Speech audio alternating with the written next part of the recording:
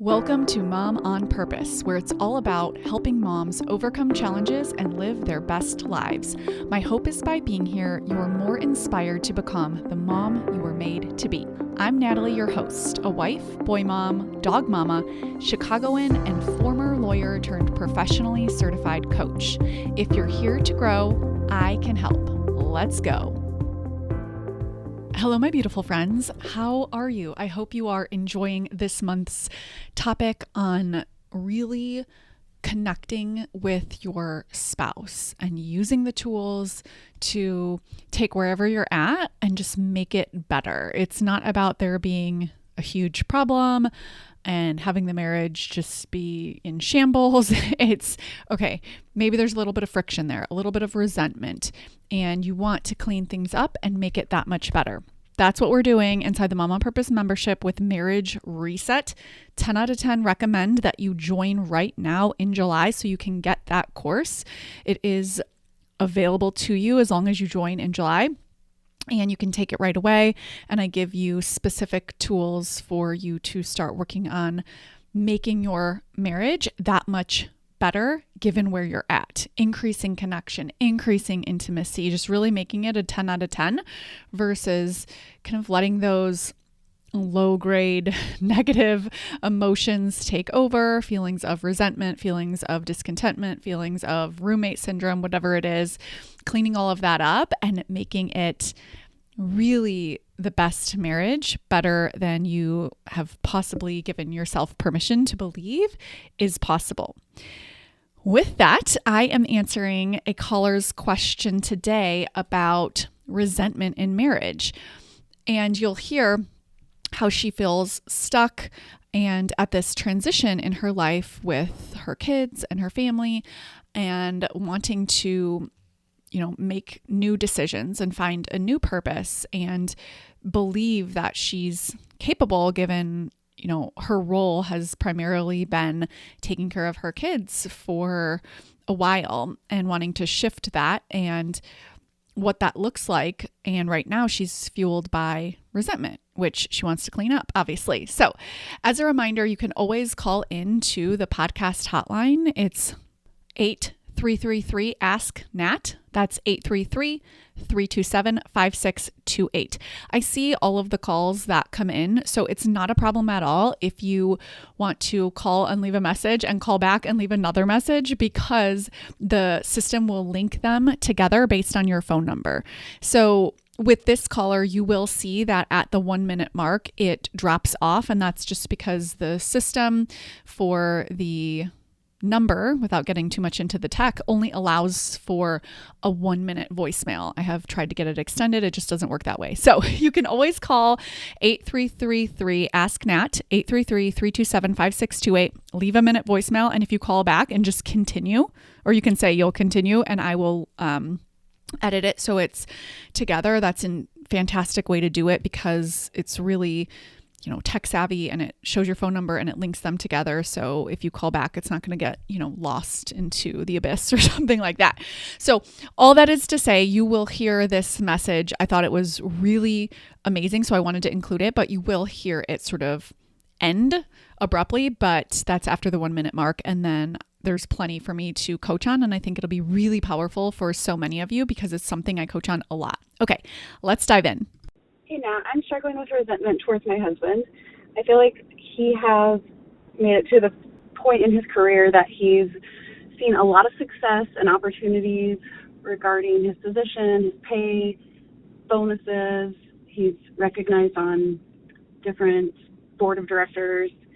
Anyway, I've been the backbone of the family, raising kids and having a little bit of supplemental money here and there. But now my kids are old enough, I'm really craving something else for myself. And I feel stuck in not being able to make big changes that my husband is able to because he is the primary provider. I don't feel like I have a lot of power to make a decision like, hey, we are going to go build a house. So the voicemail cuts off there, but you can feel it, right? You know where she is going, and so do I. You may have experienced something like this, or maybe it's a little bit different situation, but you are feeling some resentment. If that is you, whether it's towards his job, his freedom, his ability to make financial decisions or otherwise, you are definitely not alone. And more importantly, you're not wrong for feeling this way. I think this is something we don't talk about enough. We're told to be grateful, to focus on the kids, to support our husbands, to find joy in the simple moments. And all of those things are beautiful and useful, but you can start to feel stuck inside them if you use these sayings and beliefs against yourself. So you can love your family deeply and still find yourself in a transition. And that's exactly what this member of the community is feeling. So both things can be true. And I think this is actually just a natural part of our own growth. I coach a lot of moms who are empty nesters who experience the transition from having their purpose be focused on their kids to wanting to create a new purpose in the next chapter. It's all the same. It's just with like a different outfit on, a different flavor, a different colored nail polish. It's, doesn't really matter what time it's at, whether it's when you're an empty nester or whether it's when your kids go to school or whether it's just a personal decision. But it's very normal to want something different, to have a transition period and to redefine what that looks like for you.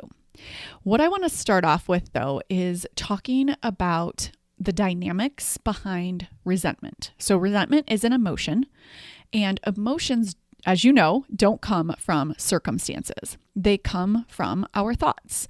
In this case, specifically, it's not your husband's success that's creating resentment. It is what your brain is making it mean. So it might sound like he gets to have his dream and I don't. He controls the finances, so I don't have a say. I've sacrificed so much for this family and, now I feel invisible. He has the power and I don't, or I'm just here. That creates the feeling of stuckness because it's falsely believing that you don't have options. Because somewhere along the way, you started to believe that because your husband is making certain decisions, including what to do with the money and to what extent, that meant that you can't. I want to go back to something you said. I've been the backbone of the family. Yes, my friend, you have.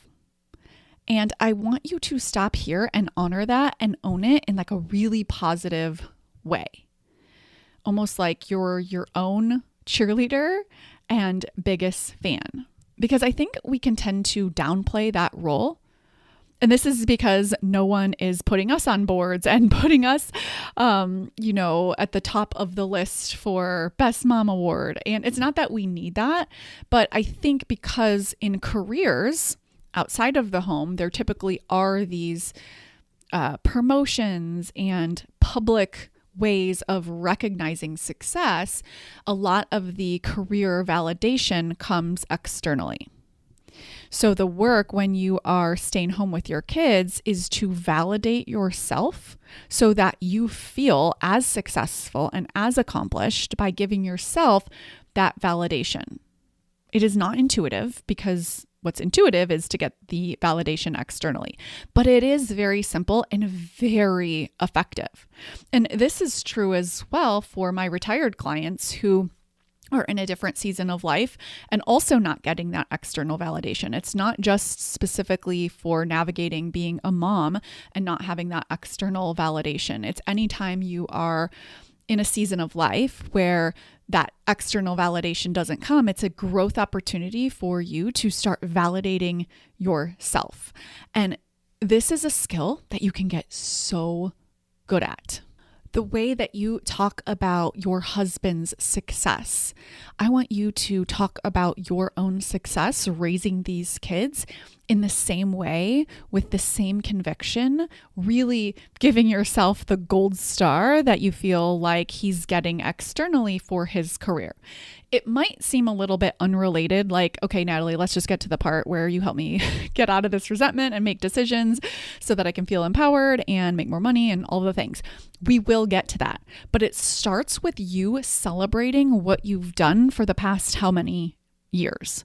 That's not small. Celebration is the feeling of abundance. I do this in the smallest ways. I'll be saying like, I'm a really great mom. Did you see that new meal I made? I'm working out of this new recipe book. Like for every little thing that I'm doing, I am pumping myself up. Sometimes my husband's like, okay, yeah. Like sometimes I just say it to myself. Other times I do say it to my family, not from a place of I'm better than you or from a place of, and you should be telling me I'm doing a good job. It's genuinely from a place of I want to celebrate myself. Just like, my husband might be celebrating himself or we're celebrating him for his career success. Even though I run my own coaching practice that, is its own business, it is similar in the sense that there isn't a boss over me or like certain awards within this organization that I am winning. And so for me as a mom and as a business owner, it's really important for me that I give myself this validation because it keeps resentment at bay a little bit. If I feel really empowered and proud of the work that I've done, that fuels me to where I'm going. So even though the work that you've done for the past however many years hasn't brought in a paycheck, it is still really important work. And I don't mean, in the sense of like, this is the most important work you can be doing and that should be enough sort of thing. I mean like in the sense that you should give yourself as much credit and praise for the work that you have done as you are seeing your husband get for his, job and his career and the bonuses and the promotions and all of that. I want you to feel as proud of the work that you've done. And I know it's not coming from your kids. I know it's not coming from your husband. And I don't think it needs to. Again, I think this is a growth journey that will be really powerful because as you said, you don't feel like you have that power. And in part, it's due to not seeing yourself as powerful, right? Society maybe sees someone who's in their career and advancing really successfully as powerful. I want you to own your power instead of looking for it externally. I promise you this is related and it will make a really big impact on how you see yourself in your family. You are not powerless. You are not, quote, the helper in your family. You are the co-leader. And just because he is in charge of the finance department, let's say, if we're thinking about it in terms of a business analogy, doesn't mean that it's his money. It's you two running the business of your family together. It's the family's money. This is true. We know this.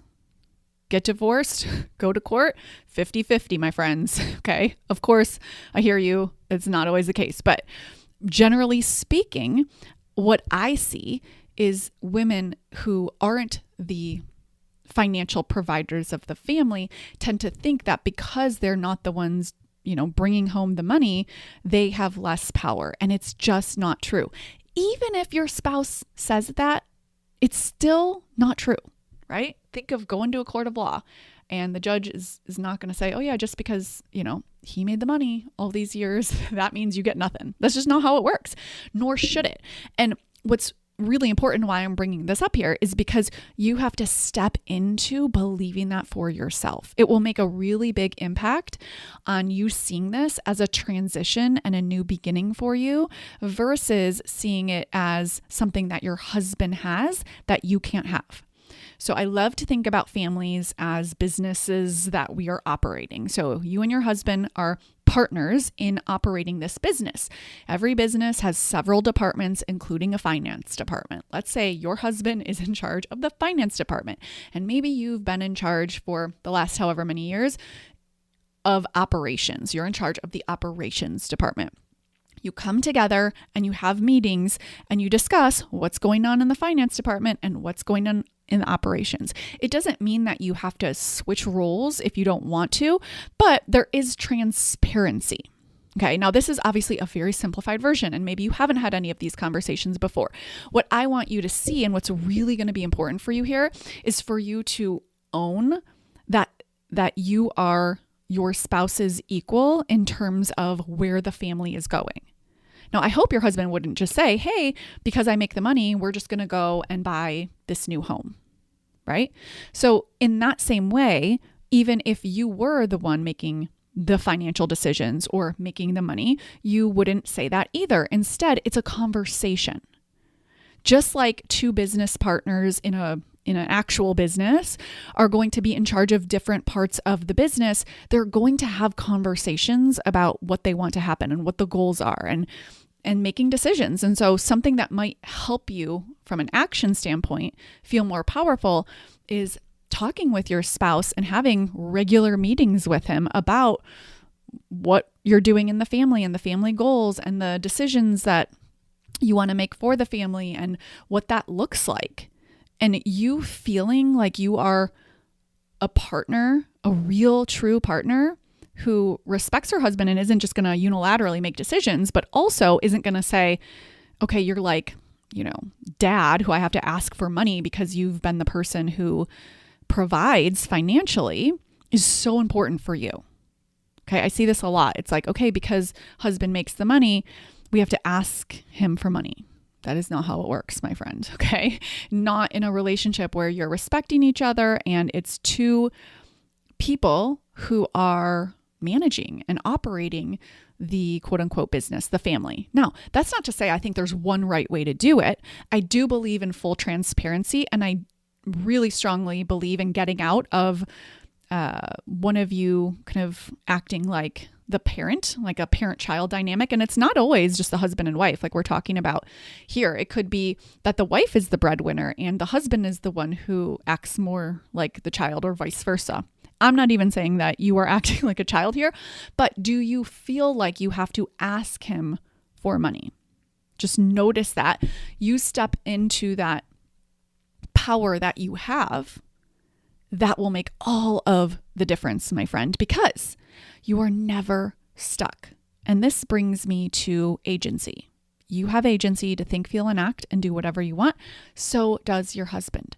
Think of both of you on the same team, and you've used your agency to take care of your kids until they got a little bit older. And now you're probably still going to, but with a new purpose that you want to create. What sort of results are you looking to create? I think this is a beautiful space to live in. I don't think you have to have an answer like, oh yeah, I know I want to do XYZ. I know I want a job in corporate America, or I know I want to go back to school to become a physician, or I know I want to start a business. Like, you don't have to know, but I do think it's important that you look towards the future using your agency. Like, if anything was possible in the next 5 years, what would you create? Notice the victim mentality creeping in as well. The victim mentality sounds like he gets to do what he wants and I don't. It's feeling like you are at the effect of either him or your life, and it's just not true. Agency sounds like I've chosen to support my family in this way and primarily have my purpose be raising my kids for the last several years. And now I'm choosing to pursue something else because that's what I want in my future. And I don't know what that looks like, but I know I have God-given agency to think, feel, and do whatever I want. And I love this family, and I love my husband, and I love my kids, and we are a partnership, and it might feel new or different or awkward as we change roles a little bit, or as I take on a new and different role, and that's okay. Again, I love the analogy of thinking of a company because this happens a lot with leaders evolving and changing and growing. So thinking of yourself as a leader with your husband and noticing, okay, there's something that he has that I'm desiring for myself. And maybe it is with respect to making money, and maybe it's not. But taking that to show you what you're desiring is actually really helpful instead of having it fuel resentment. Remember that resentment is, this isn't fair. He did this. He has something I want. I can't have this. Very disempowering. And you even alluded to that with saying that you don't feel like you have that power. You do have that power, my friend. You just have to feel it and act from it. This is the future self-work that I do. When you act from who you want to become, the actions that you will take will be so much more aligned with the results that you want. So I want to leave you with a few journaling prompts that I think could be very powerful for you to uncover what desires you have, what you want your future to look like, and just challenge you to step into that next version of yourself who drops the resentment, feels even more connected in her marriage and to her family, and also is pursuing exactly what she wants. Number 1, what do I deeply desire that I haven't allowed myself to pursue? Another way I like to ask this is, what is it that I really, really, really want? Number 2, if I believed that I was the co-leader of my family and this was our money, what would I be doing differently? How would I be thinking differently? What emotions would fuel me? And how would I be acting differently? What's one small, powerful step or decision that I can make this week to honor me? I also think there's some beautiful work that you can do here with respect to increasing connection in your marriage alongside the personal development work that's required for you to step into that next version of yourself who feels lit up and purposeful and in charge of her own life. I do think they're kind of separate types of growth that will work well together if you do them together. I definitely want to encourage you to do the marriage reset course inside the Mom on Purpose membership, as well as those self-love and purpose tools that are inside there so you can really get the extra support that you're looking for. And I would love to coach you, my friend. Come on in. Get coaching. You can also apply to private coaching that goes for anyone, momonpurpose.com/support. And I would love to take this work deeper with you. Take care. Thank you for being here and listening. Now head on over to momonpurpose.com/coaching to learn more about the Mom on Purpose membership, where we take all of this work to the next level.